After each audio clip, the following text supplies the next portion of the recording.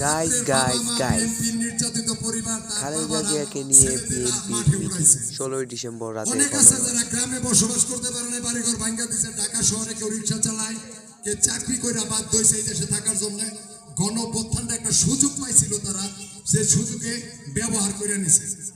তো অনেক সময় এই যে খালেদা জিয়া রোগ মুক্তির একটা জিনিস আপনারা তাকাইবেন, বাংলাদেশে বলতে পারবেন কেউ হাত দিয়া যে সারা বাংলাদেশে ধর্ম মত নির্বিশেষে মুসলমান বলেন, খ্রিস্টান বলেন, হিন্দু ভাইদের বলেন, খালেদার জন্য সব প্রান্ত থেকে তার জন্য দোয়া করছে।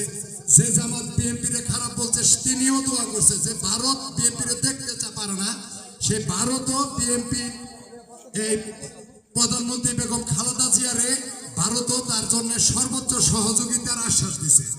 এবং আমাদের বাইর কান্ট্রি প্রায় দেশে, এশিয়া মহাদেশের সব দেশেই তারে সুস্থতা কামনার জন্য এবং চিকিৎসা পাঠানোর জন্য তারা সহযোগিতা করতে চাইছে, যা অতীতে কোনো প্রেসিডেন্ট প্রধানমন্ত্রীর লগে আমি তো মনে করি এশিয়া মহাদেশে এককভাবে একটা প্রধানমন্ত্রী একটা দেশের জন্য এক চাটিয়ে এত দোয়া কেউ করে না।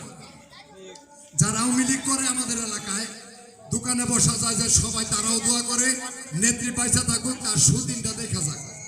এবং এই সুদিনটা দেখার জন্য আপনারা যারা এখানে আছেন অবশ্যই দোয়া করেন। তবুও আমি বিএনপির পক্ষ থেকে না এবং এই 36 নং ওয়ার্ডের পক্ষ থেকে সবার কাছে তার জন্য দোয়া চাই।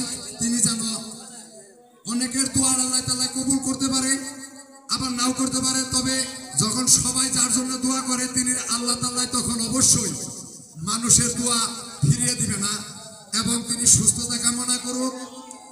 আর যে আমাদের দেশে যে একটা কথা বললো যে ধানের শীষ, যে ধানের শীষের আমরা কিন্তু অ্যাকচুয়ালি কোনো ব্যক্তির নেতা না। তারেক জিয়া যখন যারা বলবে, যদি বলে তারেক জিয়া কালকে নমিশনটা সানাউল্লাহ বাইরে দেয়, আমরা সানাউল্লাহ বাইরে নির্বাচন করব। আর আমি মনে করি যারা ব্যক্তির রাজনীতি করে তারা হলো চাঁদাবাজ। ব্যক্তি যদি পাশ করে তাহলে চাঁদাবাজি সুন্দর করতে পারবো, আর ব্যক্তি যদি পাশ না করে ওর চাঁদাবাজি করতে পারবো না। তো ওই চাঁদাবাজদের একটা কথাই বলি, চাঁদার দিন শেষ। সামনে তারেক জিয়ার বাংলাদেশ, যে বাংলাদেশের চাঁদাবাজির কোনো প্রশ্রয় দেওয়া হবে না। অনেকেই ভাবতেছেন বহিষ্কার তুলে দিছে, মনে হয় যে সামনে বিপদ নাই। সাবধান, তাদেরকেও বলি বহিষ্কার কিন্তু এই তোলা হয় নাই। যদি আবার আপনারা চাঁদাবাজি করেন, কোনো কিছু করেন, দ্বিতীয় প্রেক্ষাপটে যখন আপনারা বহিষ্কার হবেন, আমি মনে করি এই বিএনপি তার যোগ দিতে পারবেন না। আপনারা সতর্কবাণী দিয়ে দিছে। তো আসলে দোয়া মাহফিলে এত কিছু বলা যায় না তারেক জিয়ার জন্য এবং দেশের নেত্রী